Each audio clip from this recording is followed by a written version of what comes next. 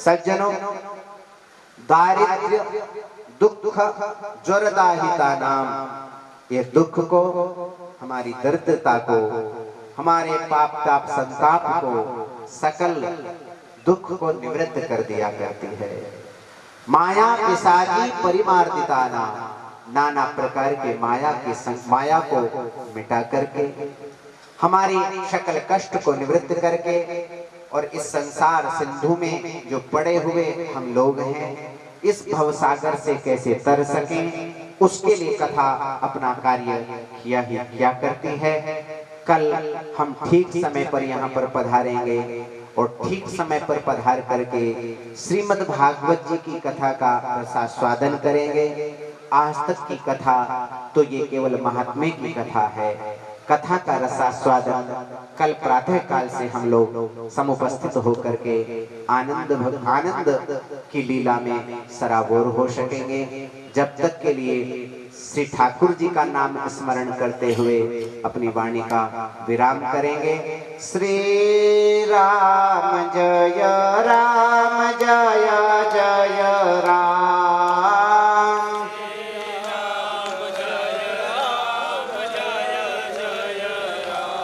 श्री राम जय राम जय जय राम,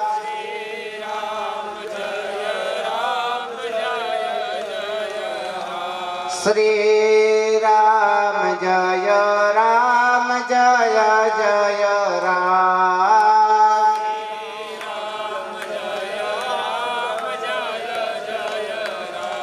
श्री राम जय राम जय जय राम, श्री राम जय राम जय जय राम। प्रेम से बोलो मर्यादा पुरुषोत्तम भगवान श्री राम की जय हो।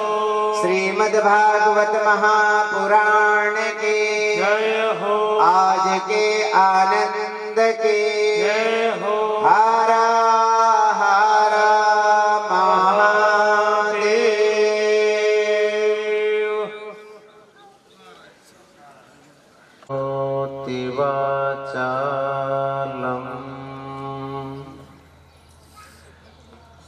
पंगुं लंघयते गिरिं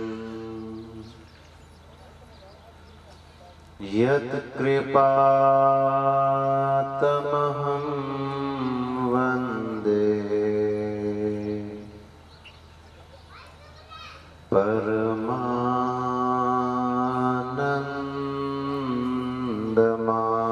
परमानन्दमाधवम्। ओम नमः परमहंसाय स्वादित चरण कमल चिन्ह मकरंदाय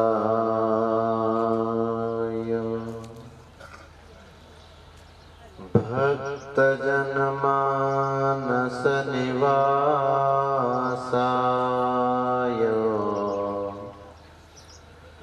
श्रीमद् रामचंद्राय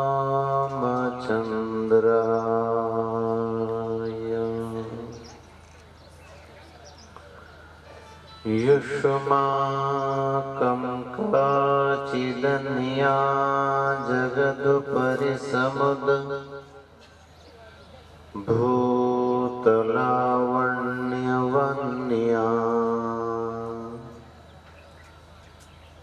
धन्या शैलेन्द्र कन्या त्रिभुवन जननी विश्वमान्या वदान्या निःशङ्कं शङ्कराङ्केतडिदिवलसिता प्रोल्लसन्ति हसन्ति रक्षा दक्षा विपक्षा वलिविलयकरी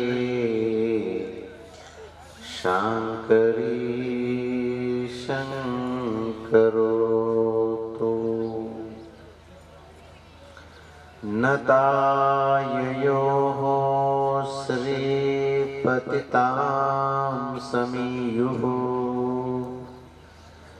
कदाचिदप्याशुदरेन्द्रवर्यः मूकश्च वाचस्पतितां हिताभ्याम् नमो नमः श्री गुरुपादुकाभ्याम्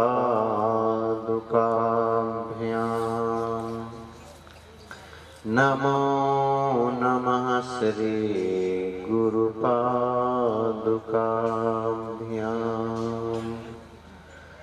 नमो नमः श्री गुरुपादुकाभ्याम्।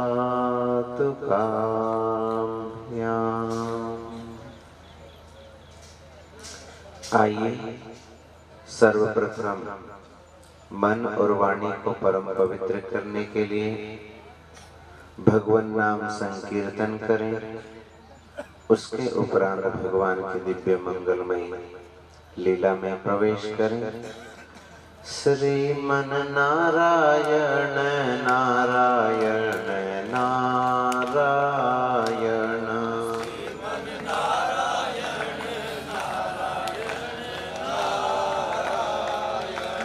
भज मन नारायण नारायण नारायण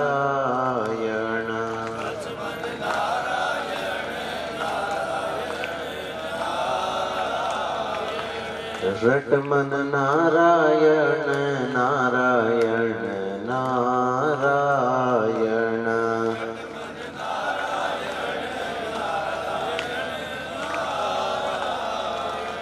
लक्ष्मी नारायण नारायण नारायण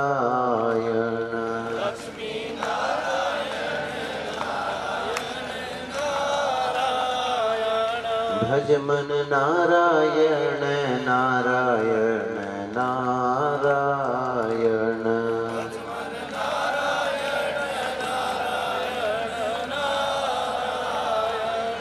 रट मन नारायण नारायण नारायण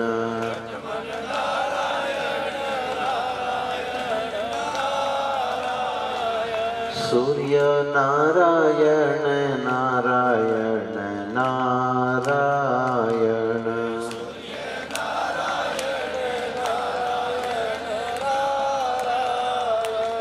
चंद्र नारायण नारायण नारायण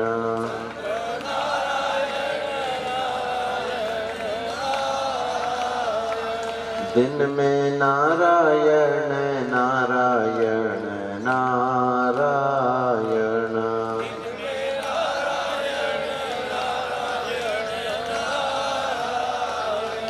रात में नारायण नारायण नारायण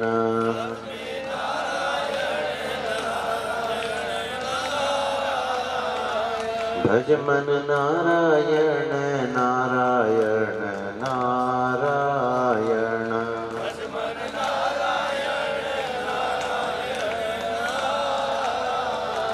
भज मन नारायण नारायण नारायण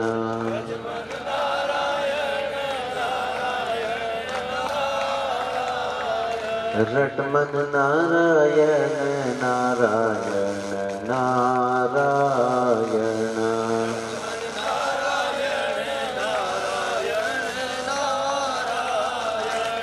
रट मन नारायण नारायण नारायण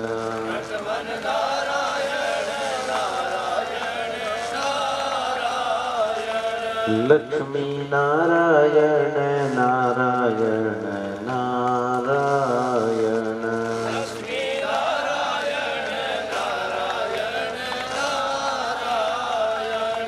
लक्ष्मी नारायण नारायण नारायण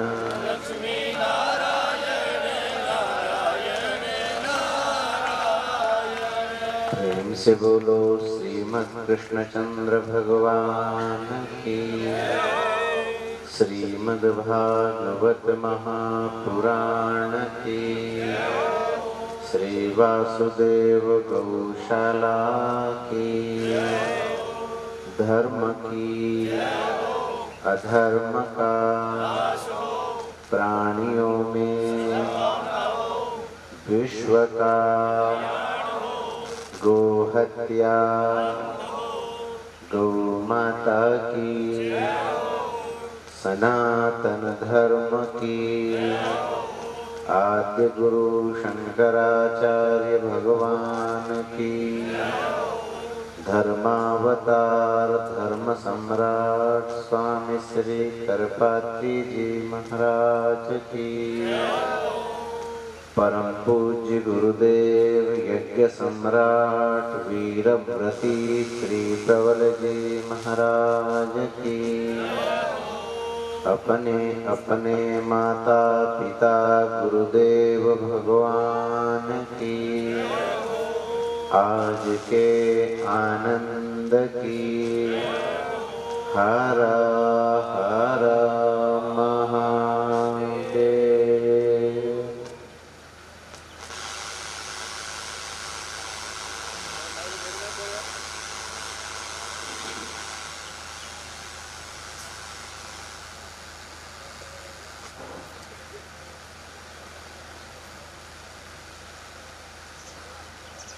अकारण करुणा वरुणालय सर्वेश्वर जगदीश्वर परम प्रभु यदुनंदन व्रजेंद्र नंदन घनश्याम भगवान श्री कृष्ण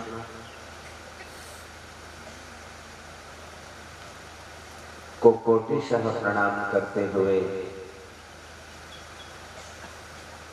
सकल अधिष्ठात्री देवों को प्रणाम करते हुए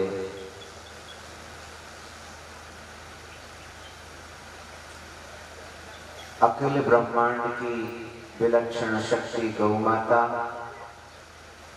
उनका दर्शन और प्रणाम करते हुए मंच पर समासीन श्रद्धेय श्री प्रभुनाथ जी महाराज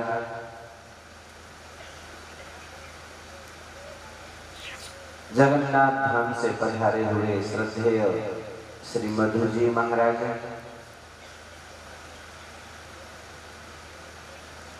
गंगा मैया की पावन तलहटी से पधारे हुए श्रद्धेय श्री ब्रजेश चैतन्य जी महाराज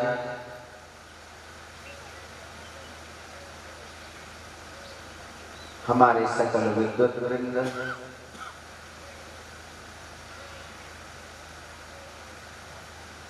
श्री वासुदेव गौशाला समिति के सम्मानित सभी पदाधिकारीगण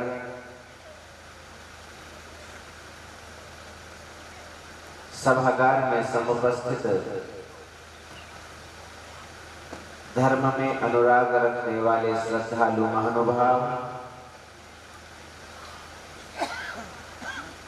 भक्ति स्वरूपा मातृशक्ति सबका अभिनंदन अभिवंदन करते हुए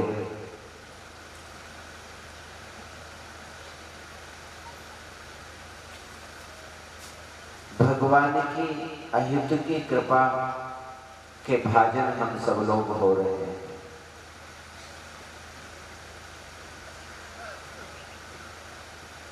वो बिना किसी कारण के हम लोगों के ऊपर कृपा वर्षाते हैं।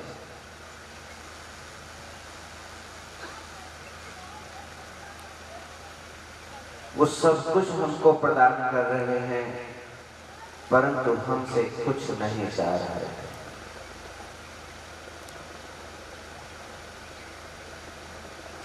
इसलिए कहा कि अकारण करुणा वरुणा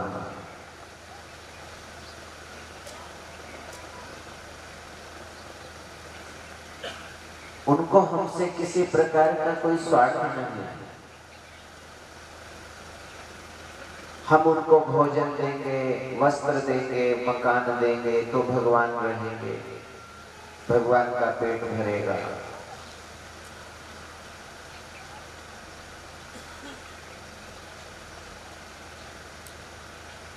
हम सीमित हैं, भगवान असीमित हैं। हमारे पास थोड़ी वस्तु है, उनके पास पूर्ण वस्तु है। हम अल्पज्ञ हैं, वो सर्वज्ञ हैं। फिर भी हम लोग दंभ भरते हैं। मैंने भगवान का मंदिर बनाया, मैंने अमुक व्यवसाय किया। सज्जनों, बिना ठाकुर जी की कृपा के पत्ता भी इस संसार में हिल नहीं सकता है। हिल सकता है? बिना उनकी कृपा हुए हम एक पग भी आगे धर नहीं सकते, चल नहीं सकते, सोच नहीं सकते, कुछ कर नहीं सकते। इसका मतलब है कि ठाकुर जी की विशेष दया 84 लाख योनियों में मनुष्य के ऊपर जितनी कृपा ठाकुर जी ने बरसाई, इतनी कृपा शायद किसी दूसरी योनि को प्राप्त नहीं हुई। इसलिए अपने को असाधारण मानते हुए और उस असाधारण विराट पुरुष के अस्तित्व को सुरक्षित और संवर्धित करते हुए उनके द्वारा बताए गए मार्ग का अनुसरण हम सभी सनातनी जीवों को करना चाहिए। तभी हम अच्छे सनातनी रह सकते हैं, हम अच्छे सनातनी बन सकते हैं। यही हमारा परम लक्ष्य हुआ करता है। प्रेम से बोलो श्री आनंद कंद कृष्णचंद्र भगवान की। कल हम लोग श्रीमद् भागवत जी के महात्म्य में श्रवण कर रहे थे। पापी से पापी व्यक्ति की मुक्ति भी ठाकुर जी सहजता से कर देते हैं।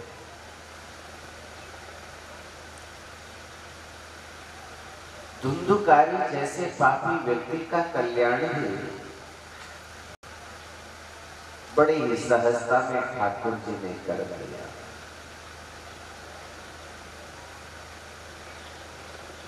हम तो कोई धुंधुकारी नहीं है ना। धुंधुकारी जैसा हम सब लोगों का किसी का कृत्य तो नहीं है ना। हम उनसे अच्छे हैं कि बुरे हैं, थोड़ा विचार कर लो। धुंधुकारी ने बाल्यकाल से बड़े बड़े पाप किए। संसार के जितने उग्र पाप हैं, महापाप हैं, सकल पापों को जीवन में उतारा।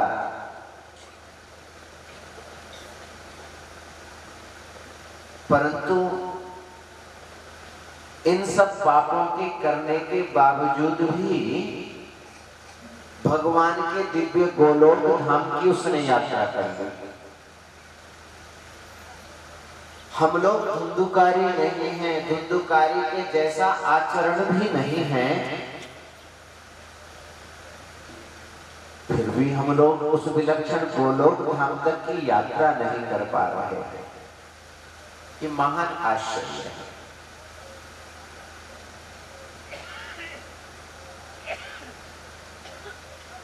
क्या कारण है जिस कारण से हम उस विलक्षण गंतव्य मार्ग तक नहीं पहुंच पा रहे हैं? कहा जब उसने पाप किया तो केवल पाप ही पाप किया, और जिस समय उसने अपने जीवन में धर्म को उतारा, तो धर्म के अतिरिक्त फिर दूसरे वस्तु का चिंतन नहीं किया। वो जब भी चलता है तो एक नाव में दोनों पैरों को रख करके चलता है, परंतु हम लोग दो नावों में पैर रख करके चला करते हैं। उसका नतीजा यह हुआ करता है कि न हम इस लोक में पूर्ण रूप से आनंद ले पाते हैं और न हम यहां से उस लोक तक पहुंच पाते हैं।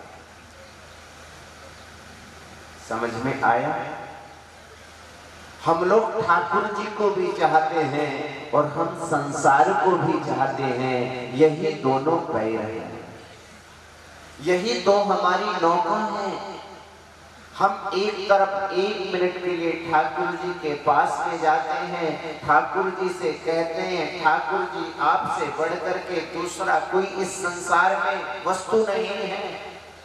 और जैसे ही कथा को छोड़ करके, कथा को सुन करके बस में जा करके बैठ जाते हो, आपको गाय की याद आने लग जाती है, आपको भैंस की याद आने लग जाती है, खेती की याद आने लग जाती है, अपने परिजनों का स्मरण होने लग जाता है कि आज तो अमुक अमुक इतने काम मेरे सिर पर थे।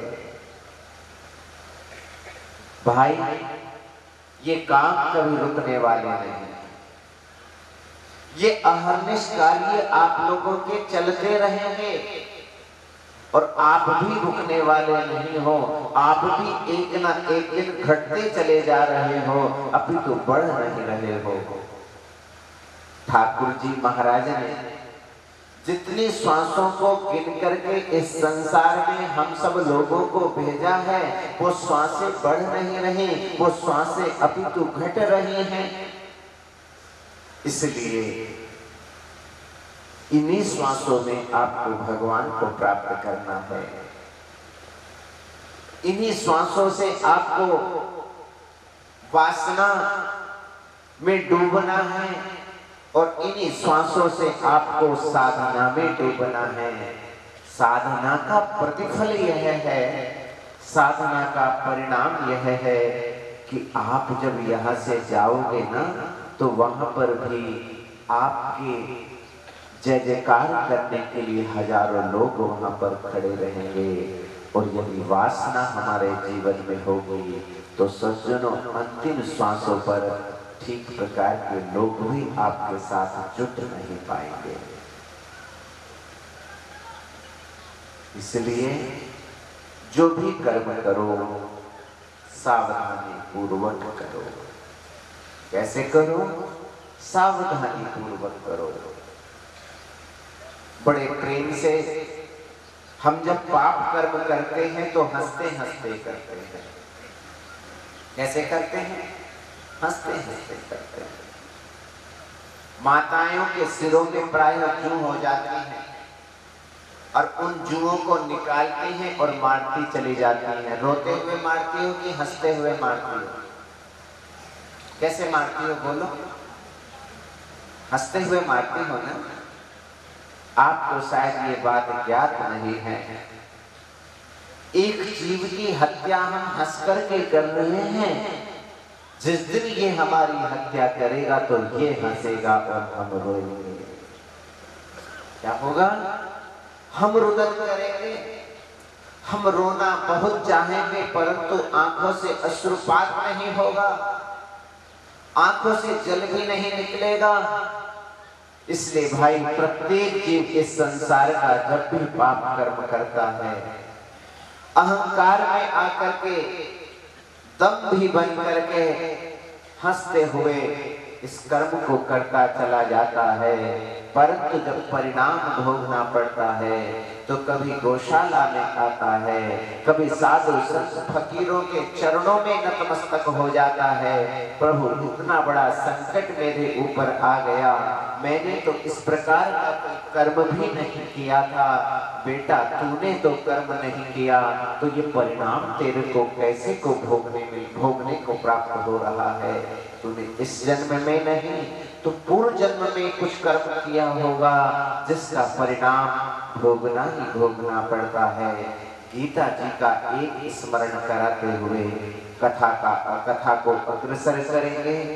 वहां पर कहा गया, भगवान श्री कृष्ण ने स्पष्ट रूप में कहा कि अवश्यमेव भोक्तव्यम कृतम कर्म शुभाशुभम।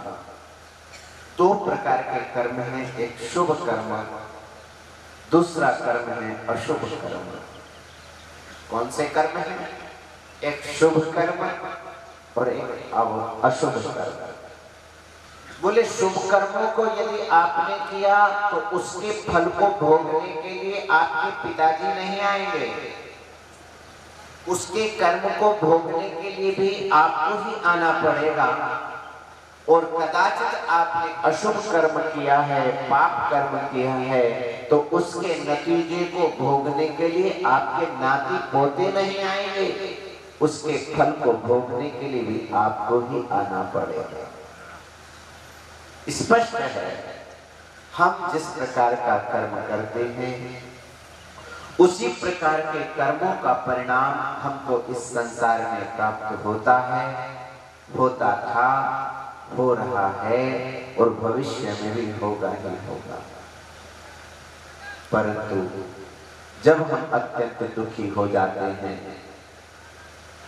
विचार करते हैं कि ये दुख हमारे ऊपर कैसे आ रहा है, तब लगता है न जाने कौन सा कर्म हम लोगों ने किया होगा, उस समय उसका प्रायश्चित करते हैं। इसलिए भाई, जो भी कर्म करो सावधानी पूर्वक करो, क्योंकि सावधानी सभी वस्तुओं में रखनी ही रखनी चाहिए। ये मनुष्य योनि हमको इस बार प्राप्त हो गई है, ये निश्चित नहीं है कि अग्रिम जन्म भी हम लोगों का मनुष्य योनि का हो। मनुष्य तन को प्राप्त करके तो सदा उन्मुक्त हो जाना चाहिए, भव सागर से सदा सर्वदा के लिए उन्मुक्त हो जाना चाहिए। हमारे ब्रह्मचारी जी महाराज कह रहे थे, पुनरपि जननम पुनरपि मरणम। ये जो आवागमन का चक्र है ना भव सागर में, इससे सर्वदा यदि शांति चाहते हो, आराम चाहते हो, तो भाई भगवान का भजन करो। क्या करो? भगवान का भजन करो, गौ माता की सेवा करो, माता पिता गुरुजनों का सत्कार करो। जब तक इनका हम सत्कार नहीं करेंगे, अपने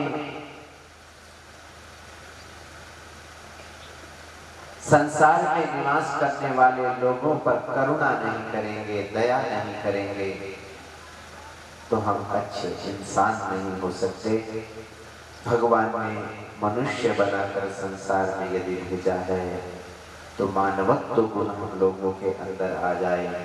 बस मानवत्व गुण यदि हमारे अंदर आ गया, अपने आप हम लोगों का कल्याण हो जाएगा। प्रेम से बोलो श्री आनंद कंद कृष्ण चंद्र भगवान की। आगे चलकर श्रीमद् भागवत जी के विलक्षण ग्रंथ में आज विलक्षण स्तुति की जा रही है। क्या की जा रही है? विलक्षण स्तुति की जा रही है। और उस विलक्षण स्तुति में जन्माद्यस्य यतो त्वयादितरतः चार्थेष्वभिज्ञः स्वराट् तेने ब्रह्महृदाय आदिकवये मुह्यन्ति यत्सूरयः तेजो वारिमृदां यथा विनिमयो यत्र त्रिसर्गो मृषा धाम्ना स्वेन सदा निरस्तकुहकं सत्यं परं धीमहि। सत्यम परम धीमहि। यहाँ पर सत्य स्वरूप परमपिता परमेश्वर की वंदना की गई है।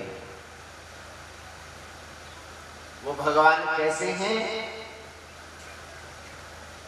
सत्य स्वरूप। वो झूठे भगवान नहीं, वो सत्य भगवान। आप झूठे भगवान की पूजा नहीं करते हो, करते हो? अरे किसी की कथा भी सुनते हो तो सत्य नारायण भगवान की कथा सुनते हो। वो नारायण कैसे हैं? बोले सत्य स्वरूप। इस संसार में कोई भी जीव झूठे भगवान की कथा को नहीं सुनता। जब भी हम कथा सुनेंगे तो किस भगवान की सुनेंगे? बोले सत्य स्वरूप परमपिता परमेश्वर की कथा सुनेंगे। वो भगवान कैसे हैं? बोले जन्माद्यस्य यतः अन्वयादितरतः चार्थेषु अभिज्ञः स्वराट। उसकी बड़ी विलक्षण विशेषताएं हैं। कह रहे अस्य जगतः माने इस जगत से क्या होता है? बोले उत्पत्ति होती है, पालन होता है और संहार हो जाता है। उसके कार्य में और उसके अकार्य में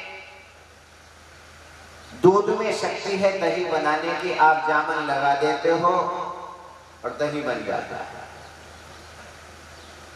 परंतु हम आपसे कहने लग जाएं कि दही जमा लो, परंतु दूध से नहीं पानी से, तो पानी से आप दही को जमा सकते हो? क्यों? जमता तो है, परंतु वो दही नहीं जमेगा, वो बर्फ जम सकता है, क्योंकि उसके अंदर विलक्षण शक्ति नहीं है। क्या नहीं है? शक्ति नहीं है। इसको कहा जाता है अन्वयः। अन्वयः का मतलब है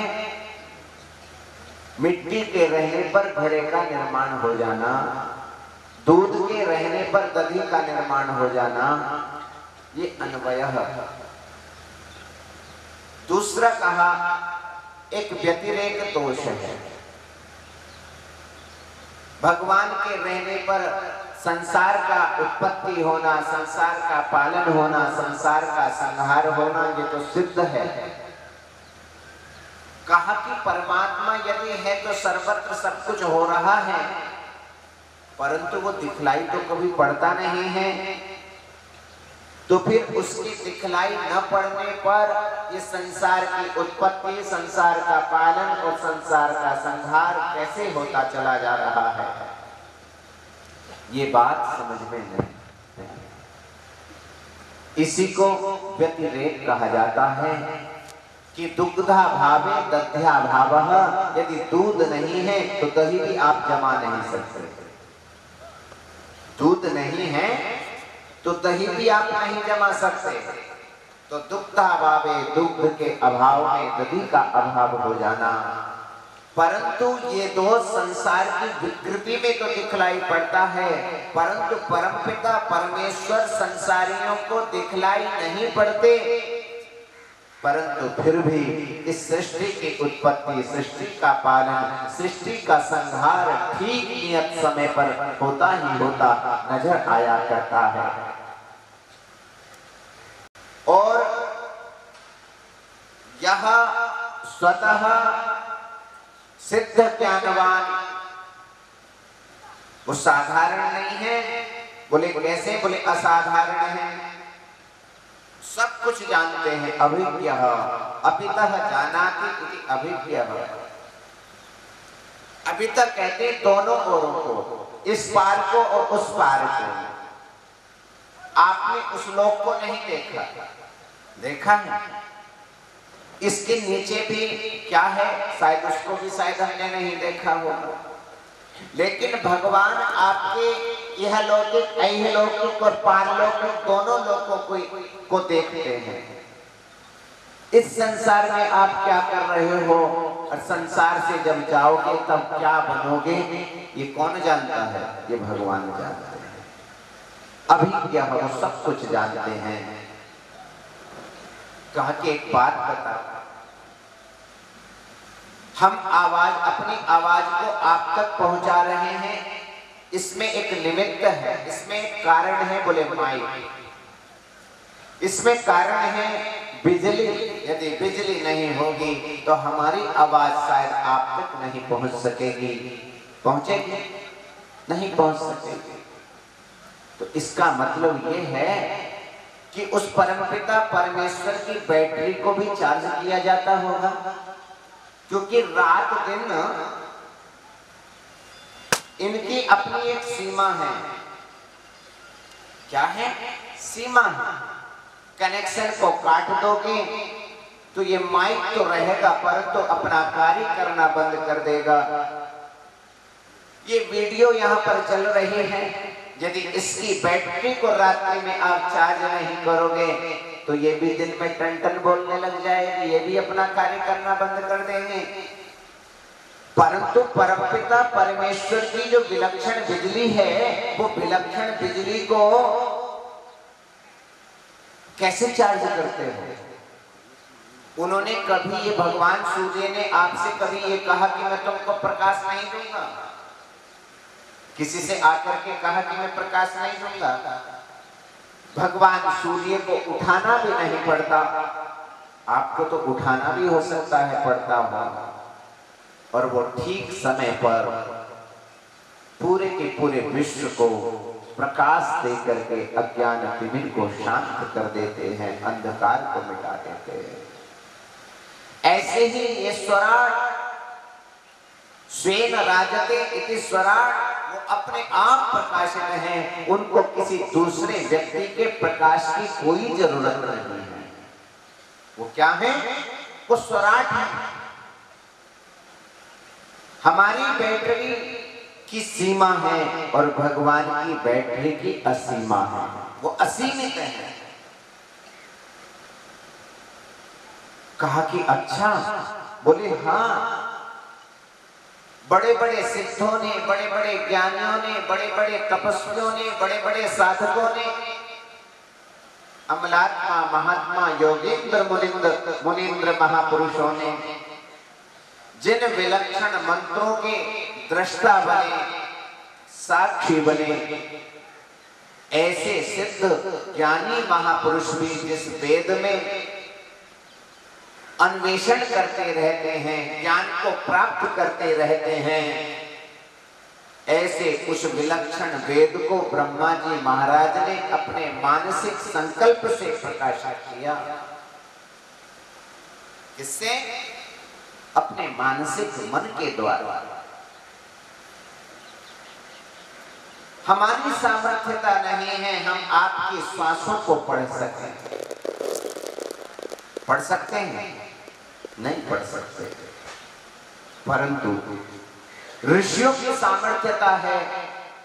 ब्रह्मा जी महाराज आनंद की मुद्रा में लेटे हुए हैं और ब्रह्मा जी महाराज की जो श्वासें चलती हैं, वो श्वासों में मालूम है क्या सुनाई पड़ता है? बोले विलक्षण मंत्रों की ध्वनियां सुनाई पड़ती हैं। वेद क्या है? बोले ब्रह्मा जी महाराज की जो श्वास चल रही है, वो श्वास ही ब्रह्मा जी की वेद है, और उन श्वासों को पढ़ने का कार्य जिन लोगों ने किया, वही इस देश के अंदर ऋषि कहलाए, महर्षि कहलाए। क्या कहलाए? ऋषि और महर्षि कहलाए। दृष्टारो मंत्र ऋषयः, वो मंत्र के दृष्टा बने। मंत्र को उन्होंने प्रत्यक्ष रूप में उनका दर्शन किया। परंतु जैसे भ्रम इस संसार के अंदर दिखलाई पड़ता है, ऐसे ही भ्रम वहां पर भी हुआ करता है। गर्मी में आप सड़क के ऊपर चलते हो, गाड़ी में बैठे हुए रहते हो, ऐसा लगता है 200 कदम आगे सड़क के ऊपर किसी ने पानी डाल दिया है, लेकिन कोई पानी डालता है क्या? परंतु आंखों से ऐसा प्रतीत होता है कि सड़क के ऊपर किसी ने जल डाल रखा है, वस्तुतः किसी ने जल नहीं डाला है। इसी को भ्रम कहा जाता है, इसी को अध्यास कहा जाता है, इसी को प्रमाद कहा जाता है। और उससे कहो नहीं नहीं,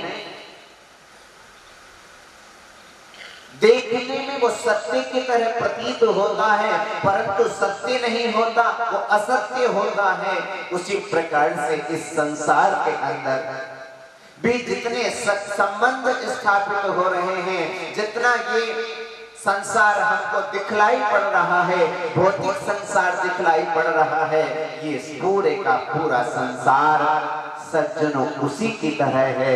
जिस प्रकार से सड़क के ऊपर जल नहीं होता परंतु जल दिखलाई पड़ता है, उसी प्रकार से ये संसार माया है, ये संसार नश्वर है। जैसे काया की छाया हुआ करती है, आप उसको पकड़ने के लिए चलो कि मैं छाया को पकड़ लूंगा, आप छाया को पकड़ सकोगे? पकड़ सकोगे? क्यों? क्योंकि वो माया है। वो क्या है? वो माया है, और माया को आज तक किसी ने भी नहीं पकड़ा। भगवान भी उस माया को नहीं पकड़ते, परंतु उस माया से भगवान कार्य अवश्य ले लिया करते हैं। क्योंकि परमपिता परमेश्वर जो निर्गुण निराकार ब्रह्म है, और जब वो राम और कृष्ण के रूप में अवतरित होता है तो उसको माया का संबल लेना होता है, माया का सहारा लेना होता है। क्योंकि बिना माया के सहारा लिए बिना परमपिता परमेश्वर निर्गुण निराकार ब्रह्म सगुण साकार नहीं हो सकता। आप उसको राम नहीं कह सकते, आप उसको कृष्ण नहीं कह सकते, आप उसको मत्स्य नहीं कह सकते, आप उसको परशुराम नहीं कह सकते, आप उसको बलराम नहीं कह सकते। इसलिए उस भगवान को माया का संबल लेकर के वो सृष्टि का उत्पत्ति पालन और संहार करता रहता है। और महाराज वो अपने तेज के द्वारा, अपने प्रकाश के द्वारा, अपने ज्ञान के द्वारा सकल अज्ञान तिमिर को नष्ट भ्रष्ट करता हुआ, जलाता हुआ क्या कर रहा है? बोले निरस्त कुहकम, माने माया कपट। ये जो कपट हम लोगों के अंदर है, छल छद्म जो हम लोगों के अंदर है, उसको हटाने का कार्य वो सत्य स्वरूप परमपिता परमेश्वर कर रहे हैं। ऐसे सत्य स्वरूप परमपिता परमेश्वर की वंदना इस विलक्षण भाव में श्लोक के अंदर की गई। आप जैसे विशिष्ट ज्ञानी लोगों ने, साधकों ने प्रश्न किया, महाराज यहां पर सत्यम परम धीमहि कहा गया, सत्यम परम धीमहि न कह करके कृष्णम परम धीमहि भी तो कहा जा सकता था। हम भगवान कृष्ण की वंदना कर रहे हैं, यदि ये बात कह दी जाती तो क्या हानि हो जाती? तो कहा कि कृष्णम परम धीमहि हमारा भंग नहीं होता, दोष भी नहीं आता, परंतु जो कृष्ण जी से प्रेम अत्यंत करते हैं, अनुराग रखते हैं, ये ग्रंथ मात्र उन लोगों का हो जाता।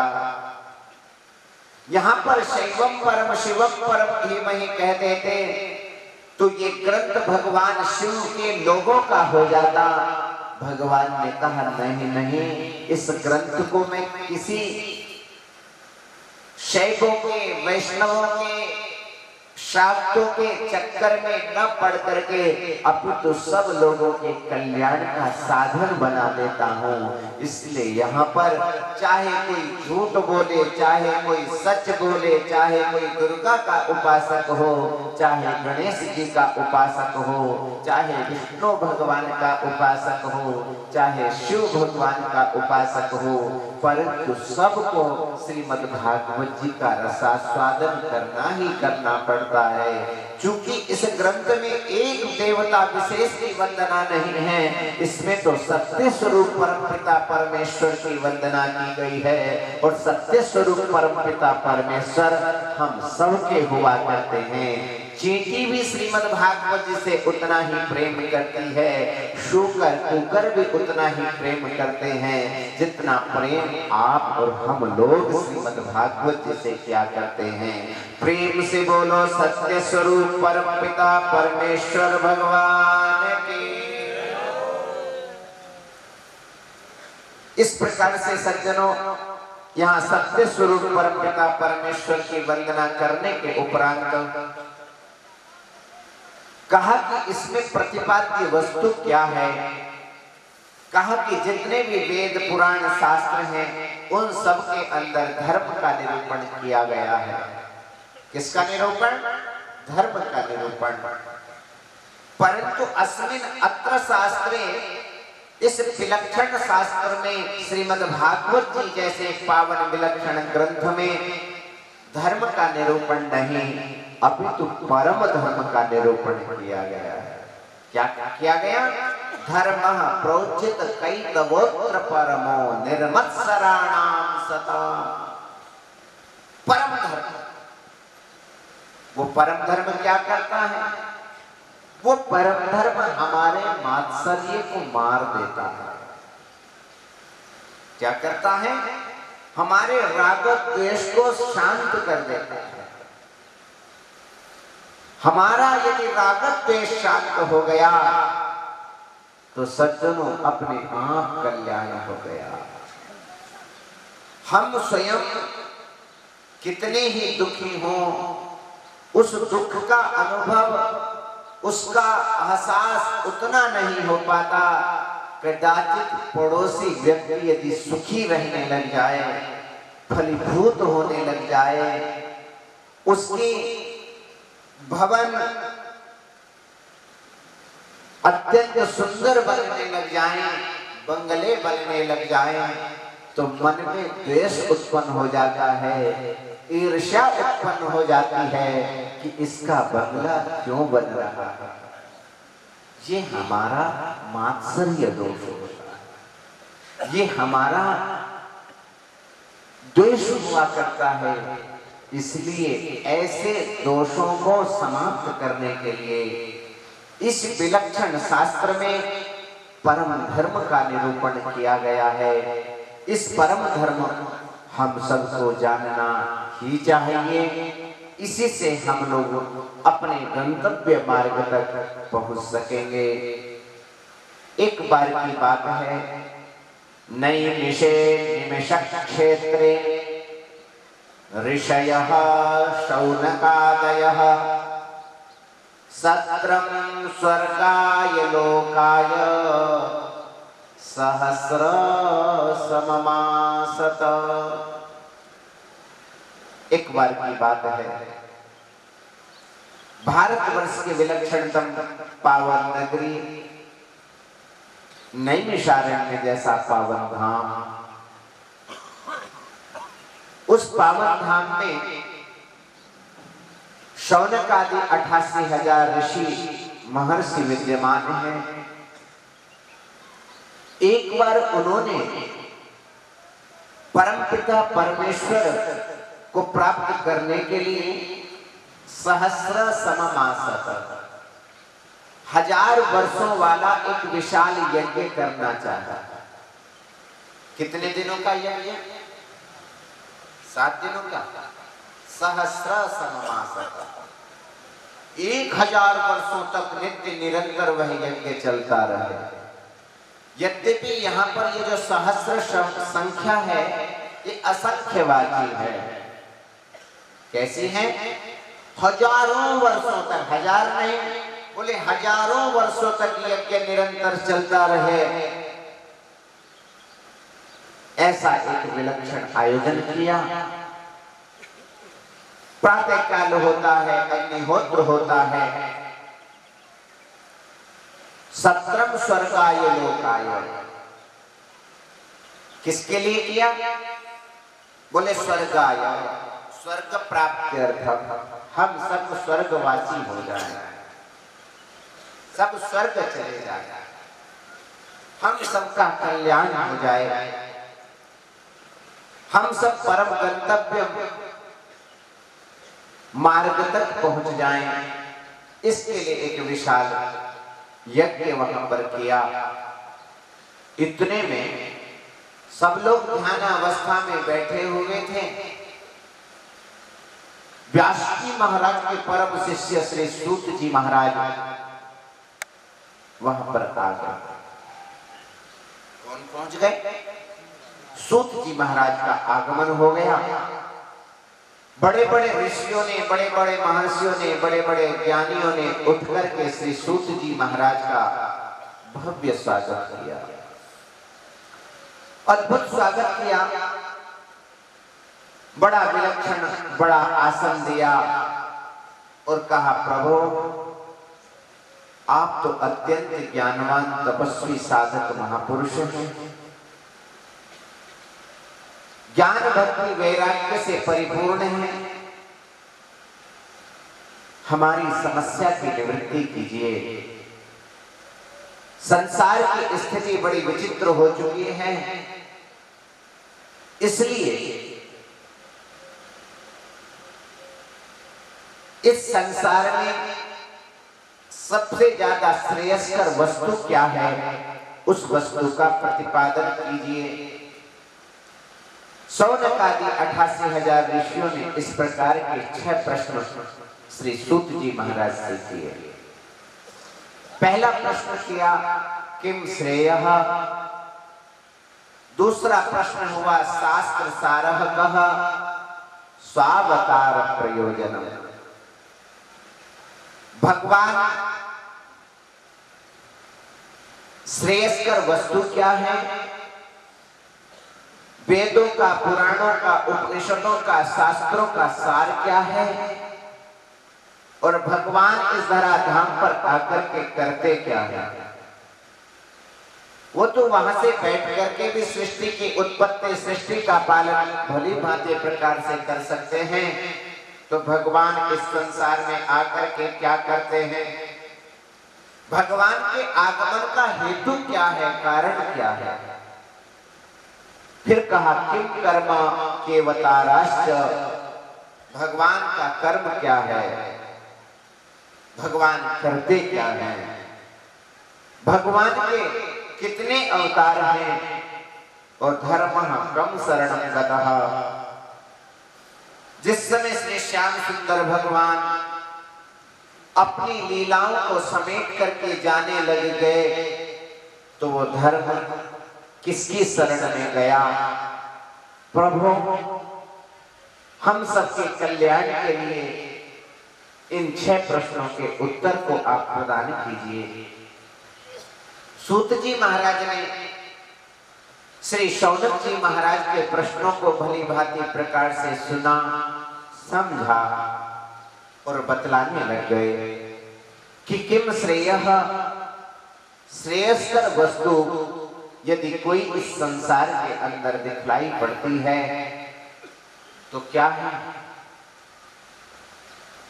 व्यवसाय, नौकरी, चाकरी। कहा कि नहीं, बोले श्रेयस्कर वस्तु है श्री श्याम सुंदर भगवान की विलक्षण भक्ति। जिन जिन लोगों ने, जिन जिन साधकों ने उस परमपिता परमेश्वर की स्तुति करी है, उनकी भक्ति करी है, सबका बेड़ा पार हो गया है। एक भी ऐसा संसारी जीव नहीं है जिस संसारी जीव ने भगवान की भक्ति करी हो और उस भक्ति का आश्रय उन लोगों को प्राप्त न हुआ हो। इसलिए प्रभु सकल शास्त्रों को देखते हुए, विचार मंथन करते हुए श्रेयस्कर वस्तु सबसे ज्यादा भगवान कृष्ण की भक्ति को बतलाया गया है। काफी ठीक। दूसरा प्रश्न किया था कि शास्त्र सारः कः, शास्त्रों का सार क्या है। जिस समय महर्षि वेदव्यास जी महाराज ने 4 वेदों का विस्तार कर दिया, 18 पुराण, 18 उपपुराणों का विस्तार कर दिया, उनसे भी लोगों ने प्रश्न किया कि महाराज शास्त्रों का सार बतलाइए। तो शास्त्रों का सार बतलाते हुए 2 बातें बड़ी प्यारी कही। आप लोग भी भली भांति प्रकार से जानते होंगे, भले ही मानते नहीं होंगे कि अष्टादश पुराणेषु, आगे व्यासस्य वचनद्वयम्, 4 वेदों में 18 पुराण उपपुराणों में 2 बातें निकल करके आती हैं कि परोपकारः पुण्याय पापाय परपीडनम्।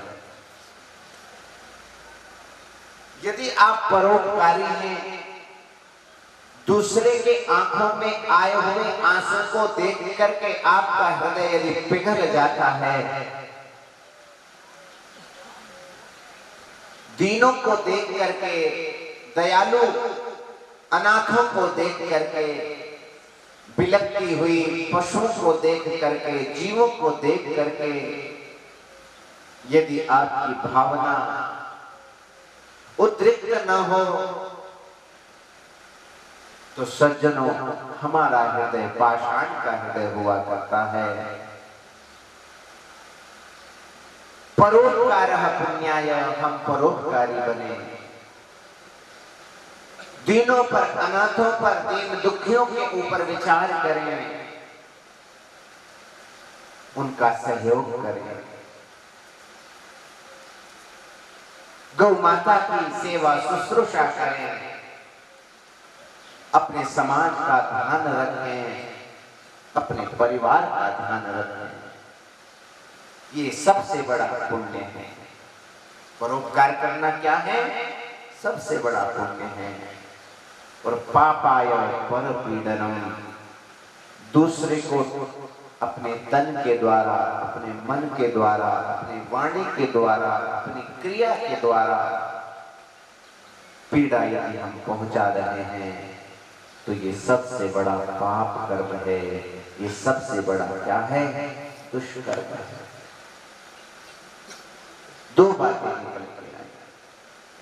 परोपकारः पुण्याय, हम पुण्यशाली बने, हम अच्छा कर्म करें, अच्छा धर्म करें, हम दूसरे को न सताएं, दूसरे को अशांति प्रदान न करें, दूसरे को कलह न दें, दूसरे को दुखी न करें। क्यों? बोले पापाय, दूसरे को कष्ट देना ये हमारा पाप हो जाएगा। तीसरा कहा, भगवान ने कहा कि स्वावतार प्रयोजन, भगवान इस संसार में आकर के क्या करते हैं? बोले भगवान जब भी इस धराधाम पर आते हैं तो वो सत्य गुण की रक्षा करते हैं, वो अच्छे लोगों की रक्षा करते हैं। गीता जी ने कहा, यदा यदा हि धर्मस्य ग्लानिर्भवति भारत अभ्युत्थानम धर्मस्य तदात्मानं सृजाम्यहम्। भगवान कब अवतरित होते हैं? बोले जब धर्म ग्लानि युक्त हो जाता है, जब धर्म अत्यंत दब जाता है, अधर्म बढ़ने लग जाता है, और इतना अधर्म बढ़ जाता है कि हम इन आंखों से भली भांति अच्छी वस्तु का दर्शन नहीं कर पाते। उस समय इस पावनतम धरा पर स्वयं श्रीमन नारायण भगवान अवतरित होकर के अधर्म की निवृत्ति करते हैं, और धर्म को बढ़ा करके एक सुख शांति का पाठ हम लोगों को पढ़ा दिया करते हैं। सत्य की वृद्धि करना, तमोगुण को दबा देना, ये श्रीमन नारायण का कर्तव्य हुआ करता है। भगवान सत्य को